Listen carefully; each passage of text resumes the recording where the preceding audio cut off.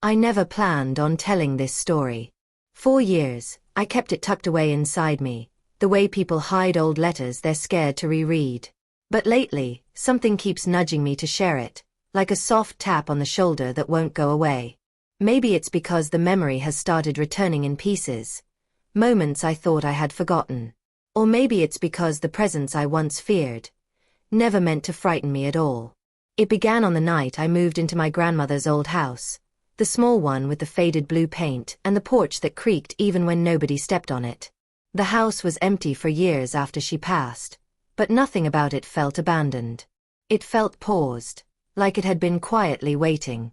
I remember unlocking the door and feeling a wave of warm air drift past me, even though the windows were cracked open and the night was cool.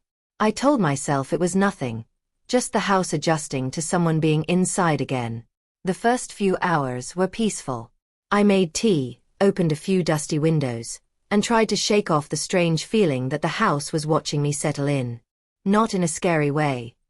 More like someone quietly observing, curious, but keeping distance.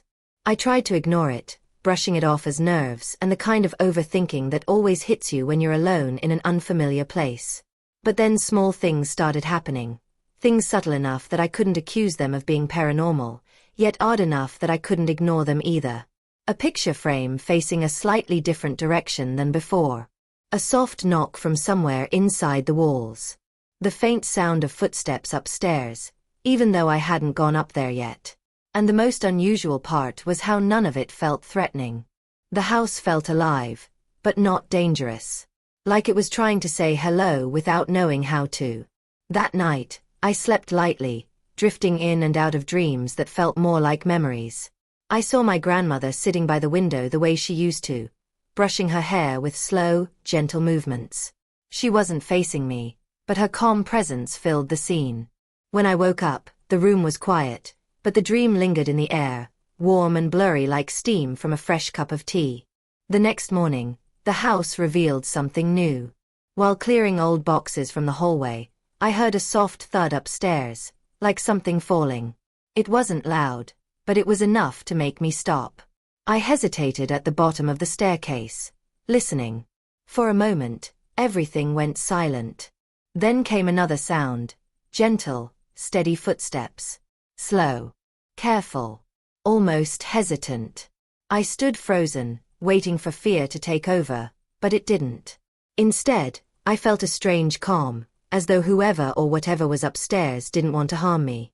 If anything, the presence felt almost shy. Still, I climbed the stairs. The wood groaned under my weight, and each step made the air grow thicker, as though the house was holding its breath. When I reached the landing, I saw the source of the noise, or at least I thought I did. A small wooden box lay open on the floor. Inside were old letters tied with a faded ribbon, each envelope bearing my grandmother's careful handwriting. I knelt down to pick them up, feeling suddenly watched. Not stalked. Watched, like someone was waiting for me to read them. But when I turned, the hallway was empty. Later that evening, something else happened. While sorting the letters downstairs, I kept hearing that same soft tapping, like knuckles brushing the wall. Slow, steady, thoughtful. I didn't sense anger. I didn't sense danger. It felt more like someone trying to get my attention, but in the gentlest way possible, as if they didn't want to disturb me too much. The house felt aware of me now, responding to me, and I couldn't deny the strange feeling that the presence inside it had been waiting for someone to return. As the sun went down, the quiet settled deeper. The kind of quiet where every small sound feels louder than it actually is. I turned off the lamp and let the dim evening light fill the room, hoping the calm would help me sleep better than the night before. But just as I started drifting off, I felt something, like the softest brush of air near my hand. Not a gust, not a draft. More like a touch. Like someone was trying to reassure me. I kept my eyes closed, telling myself it was nothing more than nerves. But then I felt it again, a gentle pressure on the edge of the blanket, the kind a person makes when they sit down carefully, trying not to wake you. My breath caught, and I listened for any familiar sound. But there was nothing. Only the quiet. Only the steady rhythm of my own heartbeat. And then, faintly, from the corner of the room, I heard it. A whisper. Not a voice, not words, just the sound of someone exhaling softly, as if they were relieved I was finally there. In that moment, I knew I wasn't alone. I didn't move. Didn't open my eyes. Somehow, I didn't feel threatened. The presence was close, too close, but its energy felt gentle, almost comforting. Like it had been waiting years for someone to hear it. Minutes passed. Or maybe it was longer. Time felt strange in that darkness. Eventually the room settled, and the presence seemed to retreat, leaving behind nothing but the faint sense of being watched over rather than watched. When I woke up the next morning, something had changed. The letters I left scattered across the table were now neatly stacked, the ribbon placed on top. The wooden box was closed. And the small indentation on the end of my bed, like someone had sat there, was still there. I tried to convince myself that I moved everything in my sleep. That the indentation was just the way the blanket fell. But deep down, I knew the truth. I wasn't the only one living in the house. And whatever was sharing the space with me wasn't trying to scare me. But that didn't mean it didn't want something. Because that night, when the tapping started again, it wasn't gentle anymore. It was urgent, quick, insistent, almost nervous. And for the first time since arriving, I felt the presence wasn't just watching me. It was trying to warn me. What it was warning me about, though, I had no idea. Not yet. But I was about to find out. I didn't sleep much after that. The tapping faded eventually, but the unease stayed with me like a shadow that refused to detach itself. I kept replaying the sound in my mind, how different it felt from the soft, careful knocks I heard earlier. This time, it carried urgency, almost like whoever was behind it wasn't sure how else to reach me. When morning came, the house felt heavier, as if it had been holding emotions all night and didn't know how to let them go. I walked through the rooms slowly, taking in details I hadn't noticed before. The wallpaper along the staircase had begun peeling in curled strips, like aging paper trying to reveal something hidden beneath it. The carpet held faint trails, as if someone used to pace the same path over and over again. And the air carried that impossible warmth again, lingering around the corners and doorways like someone's presence quietly following me from room to room. I kept wondering what my grandmother had experienced here. She had lived in this house for more than 40 years, always alone, yet she never once complained about loneliness. As a kid, I used to laugh at how she would sometimes talk into empty rooms, telling someone to stop hiding her glasses or move her sewing needles back.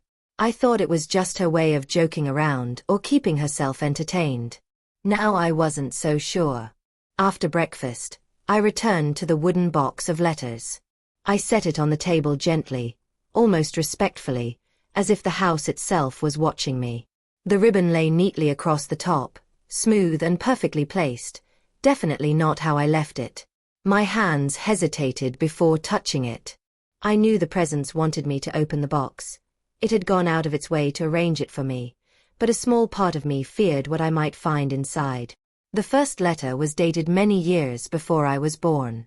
My grandmother's handwriting was steady and soft, just as I remembered it.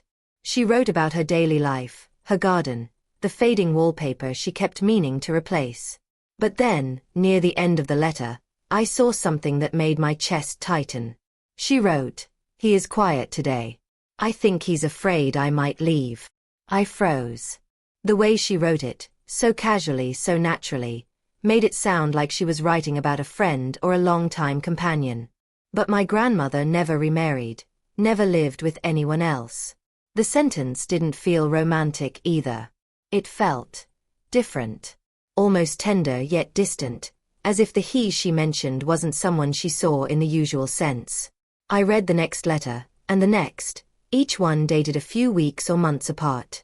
Again and again, she referred to him. Sometimes she mentioned footsteps she heard at night. Other times she wrote about feeling watched over while she sewed, or hearing soft taps on the wall whenever she felt lonely. None of it was written with fear. In fact, she sounded comforted, protected. But one letter stood out more than the rest. In this one she wrote, "He tries not to frighten me. He is gentle, but he carries a sadness I cannot reach. Some nights, I think he is trying to say something, but I cannot understand him. A chill ran through me. The words echoed exactly how I felt. The warmth, the tapping, the careful movements. It was like the presence had simply moved from her to me, continuing a silent routine it had followed for decades. But then I reached the final letter in the box. It had no date. Her handwriting was shakier, the ink a little smudged as if her hand had trembled while writing. He is no longer quiet. Something troubles him. He wants me to listen, but I am afraid of what I will hear. I set the letter down, feeling the weight of it settle heavily on my chest. The urgent tapping from last night suddenly made more sense. It wasn't random. It wasn't meant to scare me. It was communication. Or at least an attempt. But what did he want me to know? As the day went on, small things kept shifting around the house. A door I was sure I closed gently drifted open again, just far enough to create a gap. The radio turned on by itself for a moment, the static filling the room before fading instantly. My grandmother's old rocking chair moved slightly, not much, just a faint sway that could have been the air, if the windows weren't closed. I tried to stay calm. I kept telling myself that none of this felt harmful. The presence didn't want to frighten me. But the uncertainty made everything heavier. It's strange how something can feel gentle and unsettling at the same time. Like a soft voice whispering from a place you can't quite reach. Later that afternoon, I decided to explore the attic. The house felt restless, as if it wanted me to go there. Every time I passed the staircase leading up, I felt a pull, a quiet invitation, like the presence was waiting. I finally grabbed a flashlight and made my way up, each step creaking louder than usual. The attic smelled like dust, old wood, and forgotten years.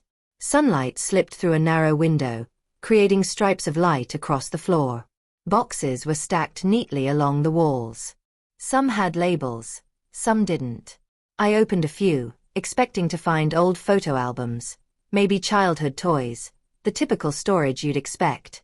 But most of the boxes were filled with things I didn't recognize. Handwritten notes, sketches, odd trinkets, even a small music box that didn't open. Then, in the far corner, I saw something that didn't belong to my grandmother. A coat. A dark one, heavier and larger than anything she would have worn. It hung neatly on a single rusted nail, as though someone had been using it. My grandmother never mentioned anyone living here with her. But the coat looked worn, used recently, as if someone put it on often. I reached out to touch it, but before my hand made contact, a chill brushed down my back. Not a cold draft. This was something else. A presence. Close. Watching. I stepped back, my heart beating a little faster. The coat swayed slightly, even though I hadn't touched it. Just once, a slow, deliberate movement. I whispered into the empty attic. "I'm not here to bother you." My voice shook, but I tried to keep it steady. The room remained still. But as I turned to leave, something near the window caught my attention. There were faint marks on the wooden frame, scratches, like someone had been tracing the same shape over and over. A curved line, then another, crossing in the middle. Not random. Not accidental. Some kind of symbol. My grandmother never carved anything like that. I knelt to look closer, and the moment my fingers hovered above the marks, I felt warmth spread across my hand. The same warmth I felt the first night I entered the house. Someone was there with me. Someone who didn't want to frighten me, but needed me to understand. I whispered again, barely louder than a breath. "What are you trying to tell me?" The attic stayed silent. But as I stood and made my way back toward the staircase, the coat, still hanging on the nail, shifted again. Just a gentle sway, like someone invisible had brushed past it. That night, the tapping returned. Not frantic like before, but steady. Rhythmic. 3 taps, a pause, then 3 more. The pattern repeated over and over, like a message. I sat up in bed, listening carefully, counting the beats. Each cycle felt more insistent, growing sharper, pressing at the edges of the silence. I didn't understand the pattern, but I could feel the urgency behind it. The presence didn't want to hurt me, but it wanted something from me, something important, something tied to the house, to my grandmother, to those letters, to the symbol carved in the attic. And as the tapping continued into the night, I realized something unsettling. It wasn't trying to warn me anymore. It was trying to prepare me. For what? I still didn't know. But whatever it was getting closer. The tapping continued long after midnight, echoing through the walls like a restless heartbeat. I lay awake, staring at the faint outline of the ceiling, trying to make sense of the pattern. 3 taps, pause, 3 taps again. It felt deliberate, like someone repeating a code they hoped I would finally understand. The rhythm filled the room until it felt like the walls themselves were waiting for my reaction. By morning, the tapping had stopped, but the sense of urgency stayed with me. The house felt different, heavier, more watchful. Even the floors seemed to creak more often, as if something moved when I wasn't looking. The air carried that strange warmth again, but this time it came with an edge, like the presence was struggling with something. I could feel it hovering close, almost trying to guide me, but unsure how. I decided I needed answers. I couldn't keep walking around the house pretending everything was normal when every board, every shadow, every corner whispered that something was wrong. I returned to the attic that afternoon, determined to look deeper. The moment I opened the door, a soft gust of warm air brushed past me again, like a greeting or a warning, I couldn't tell. The symbol carved near the window still bothered me. I knelt down and traced it lightly. A simple cross shape, curved slightly on both sides, almost like someone had drawn it with shaking hands. I wondered if my grandmother ever saw it, or if he had made it after she passed. The thought made my skin prickle. As I examined the symbol, I noticed something else, a small, folded piece of paper tucked behind one of the wooden boards. It was yellowed, fragile, and so thin I almost missed it. I pulled it out carefully, afraid it might tear. The handwriting inside didn't belong to my grandmother. It was messy, rushed, as if written in fear or desperation. It said, "I didn't leave on my own." I sat frozen, staring at the words. The sentence was too vague to explain anything, but too clear to ignore. The presence wasn't just lonely. It wasn't just longing. It was trying to tell me something about its past, something unfinished. But whose words were these? And who was he? As I stood up, the attic floor creaked behind me. I spun around quickly, but nothing was there. Still I felt it. That warmth. That quiet awareness. Like someone was close enough to touch my shoulder but choosing not to. I whispered, "Are you trying to show me something else?" The silence felt thick, charged, almost expectant. Later that evening, I decided to call my mom. I didn't mention the presents, or the letters, or the tapping. I just asked her casually if she remembered anything strange about the house, or about Grandma living alone for so many years. Her voice softened instantly. "Your grandmother loved that house. But she didn't always feel alone in it." I gripped the phone tighter. "What do you mean?" "Well, she used to say the house kept her company. You know your grandma, she was spiritual, always believing in little signs and things. She said someone watched over her, protected her." She paused. "But in her last year, she seemed uneasy. Like she wanted to tell us something important but didn't know how." Her words matched the final letter exactly. I asked her if she knew anything about the attic, or the coat, or any symbols carved into the wood. But she didn't. She sounded confused, then concerned, worried I might be overwhelming myself with memories and stress. So I ended the call and sat in the quiet, listening to the house settle around me. As night fell, the tension grew thicker. The tapping didn't start immediately. Instead, the house seemed to wait. The air felt almost electric, like something was gathering itself, preparing. I lay in bed, staring at the doorway, feeling the faint warmth again. It stayed near the foot of the bed this time, soft and steady, like a presence sitting there patiently. Hours passed. Then the tapping finally began. But this time, It wasn't from the walls. It came from inside the hallway just outside my door. 3 taps. Pause. 3 more. The sound was light, but closer than it had ever been. I felt the presence watching me, waiting for me to get up. My heart pounded, but I forced myself to move. I turned on the lamp, pushed the blanket aside, and walked toward the door. When I opened it, the hallway was dim, lit only by the small nightlight plugged into the wall. The tapping stopped instantly. The air felt warmer than the rest of the house, almost crowded with energy. I whispered, "I'm here. What do you want to show me?" Nothing moved. But I felt a pull. A quiet nudge. My grandmother's room. I stepped inside. The room smelled faintly of lavender, the same scent she used on her clothes. The bed was neatly made, untouched since the day she passed. The lamp on her bedside table flickered once, though it wasn't turned on. Something wanted my attention. I scanned the room slowly, letting my eyes adjust.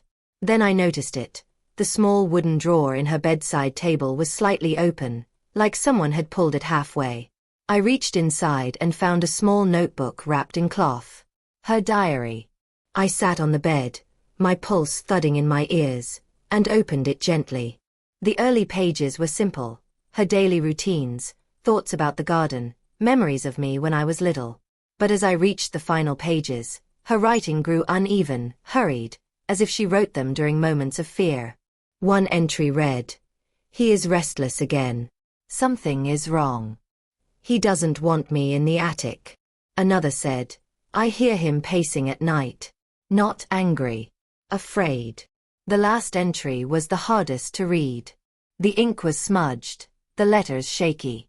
"He is warning me. He says someone else is here. Someone who doesn't belong." A cold shiver crawled down my spine. Someone else? Not the presence I felt. Someone, or something, different. I closed the diary, my hands trembling slightly. I wasn't imagining it. My grandmother knew him. He tried to protect her. And now he was trying to protect me too. But from what? That night, I couldn't sleep. Every sound felt sharper, every shadow seemed to stretch longer along the walls. The presence stayed close, more insistent now, almost anxious. It wasn't trying to frighten me, it was trying to prepare me, just like the tapping hinted. But for the first time since I arrived, I felt something else in the house. Something colder. Something that didn't carry warmth.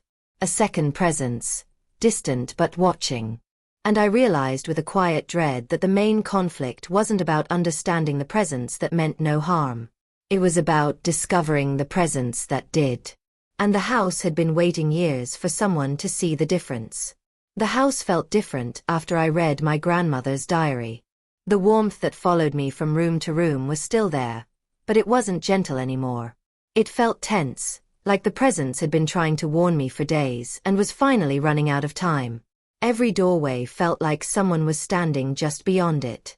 Every shadow seemed to wait for me to notice it. Even the silence had weight now, pressing in on me no matter where I went. I started keeping the lights on in every room. It didn't help much. The darkness still gathered in corners, stretching out in quiet shapes that didn't look the same as before. Sometimes I felt the warm presence near me, trying to calm me, but it flickered in and out, as if struggling to stay close. Meanwhile, the coldness my grandmother mentioned hovered somewhere deeper in the house. It stayed quiet, but I could sense it watching, waiting for something to slip. That evening, I sat at the kitchen table with all the letters and the diary spread out in front of me. I tried to piece together the story hidden between the lines. Who the warm presence was, why he stayed, and what my grandmother had been afraid of at the end. The entries were scattered, incomplete, as if she had tried to hide the truth from herself while writing. One phrase kept echoing in my head, "Someone who doesn't belong." I whispered the words aloud, and a sudden tap sounded from the wall beside me. Just one tap, quick and sharp. I felt the warmth rise behind me, as if the presence had appeared the moment I spoke the sentence. It wasn't tapping to scare me, it was responding.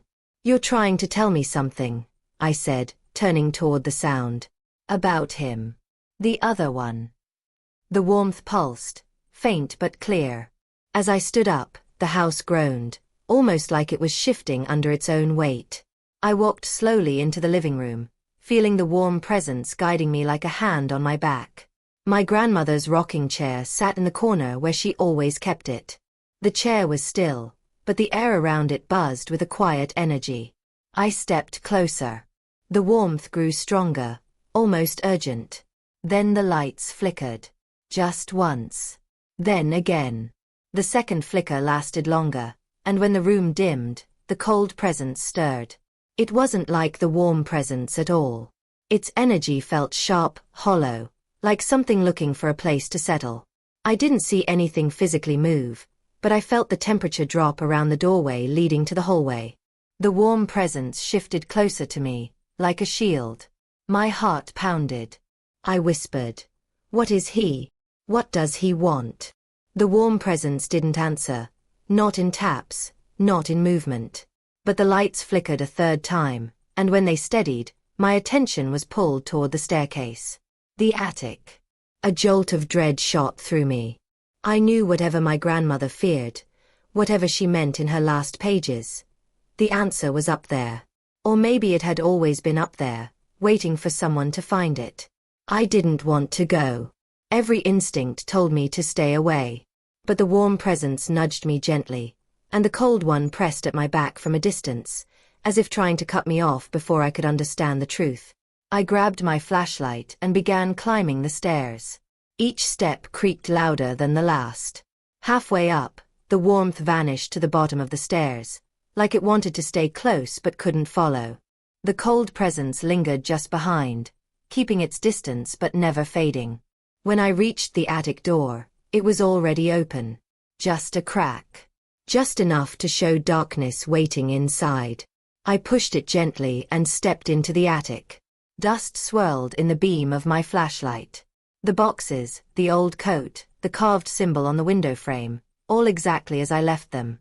But the energy in the attic had changed. It felt like the air itself was stretched tight, caught between two unseen forces.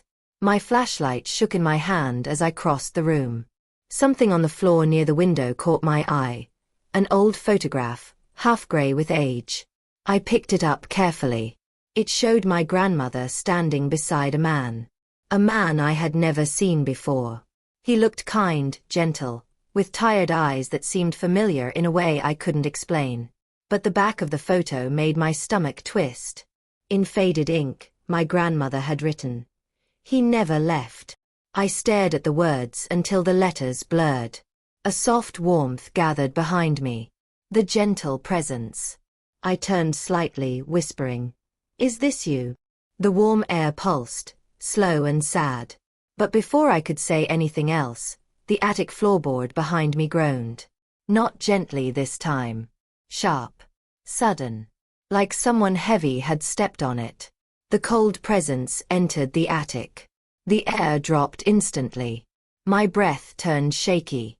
The warm presence moved to my left, faint and flickering.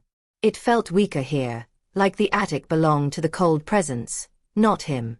A low creaking sound echoed across the room.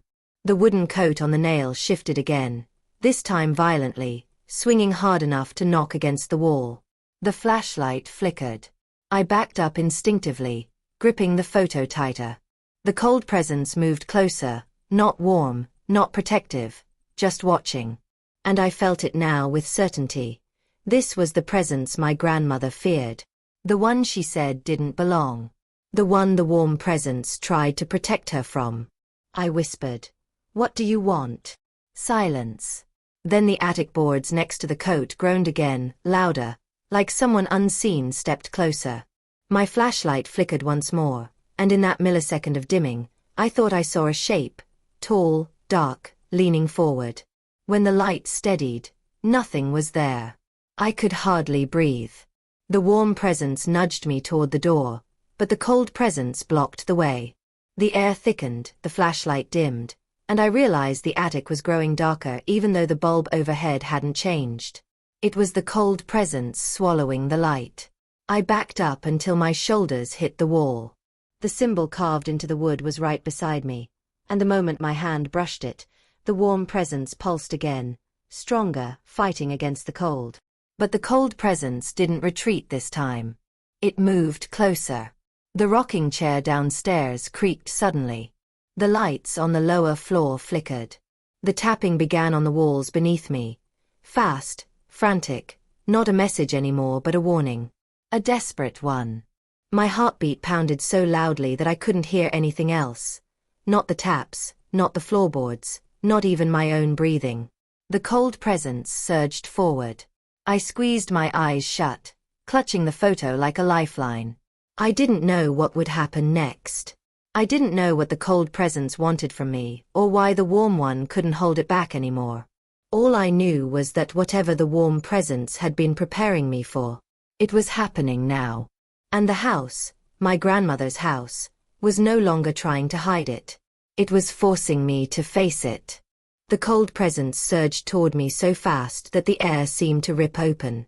My flashlight dimmed to a thin, weak glow, barely strong enough to light my own hands.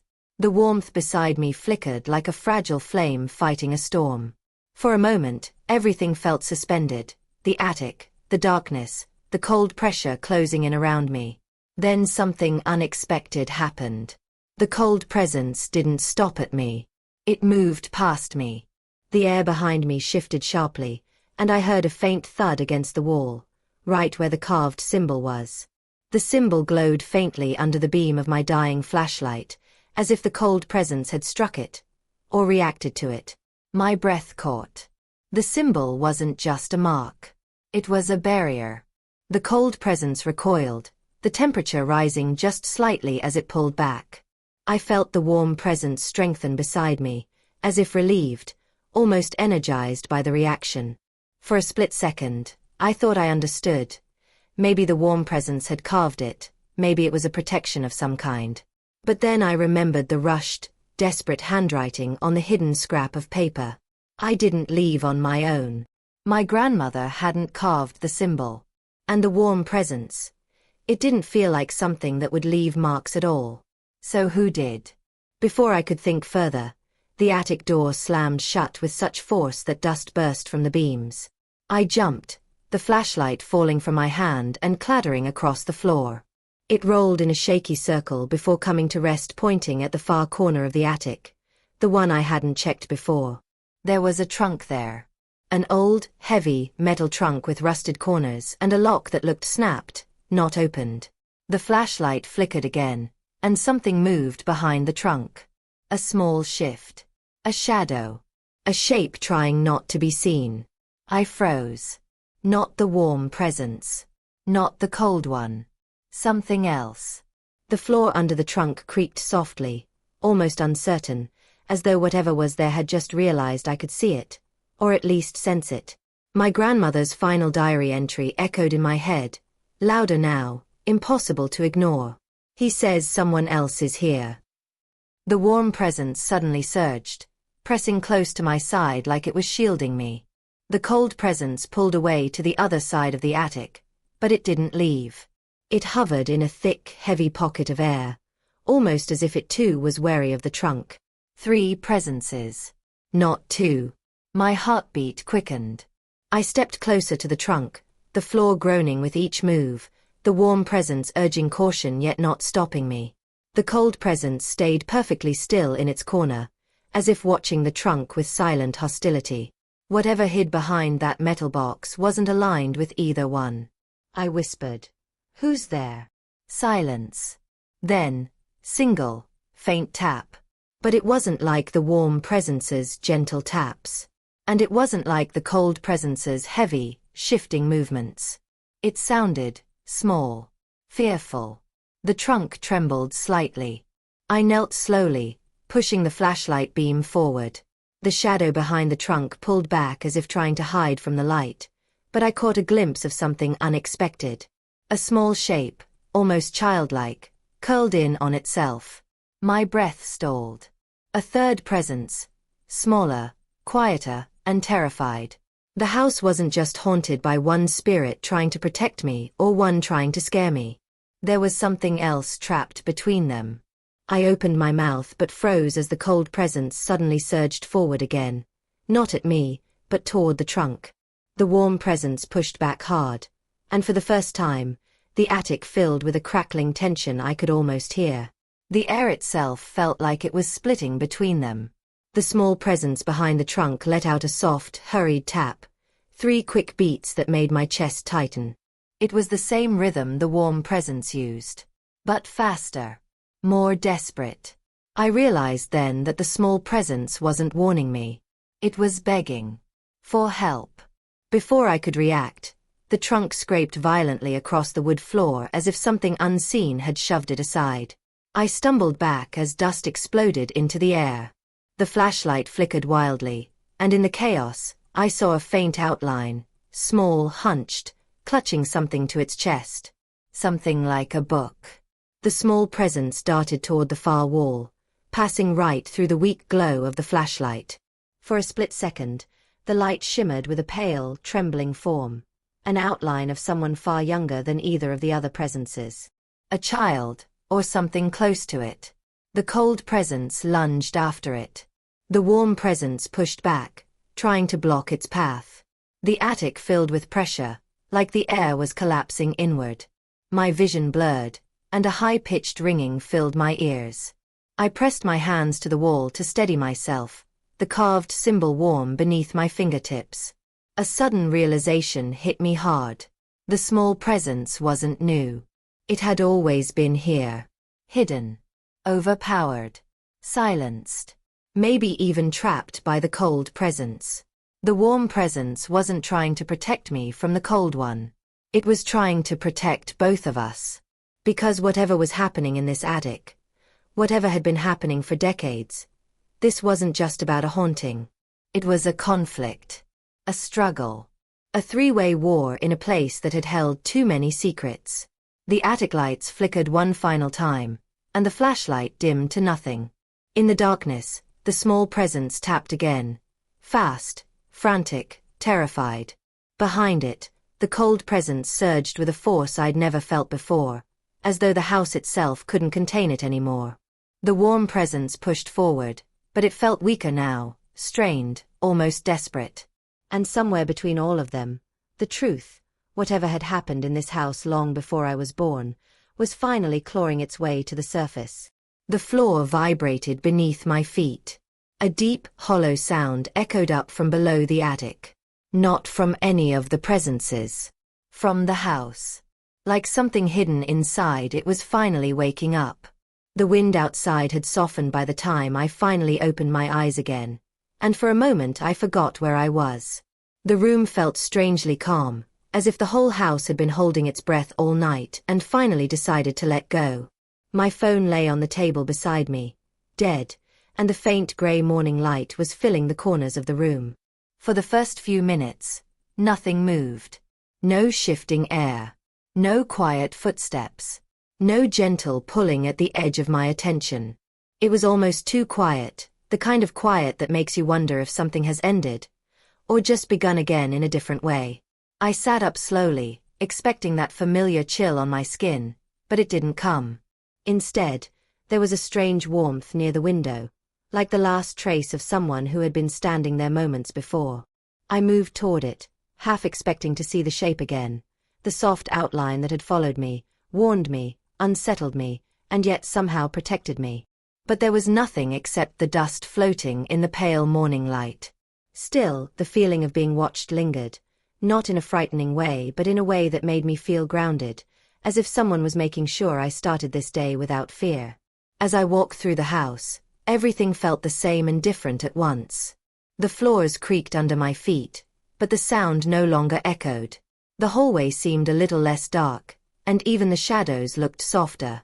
It was as if the house finally understood me, or maybe I finally understood it. I thought of the presence, the one that never meant to frighten me, and how much it had changed my idea of fear. It had shown me that not everything unknown is dangerous, and not all things hidden want to harm us.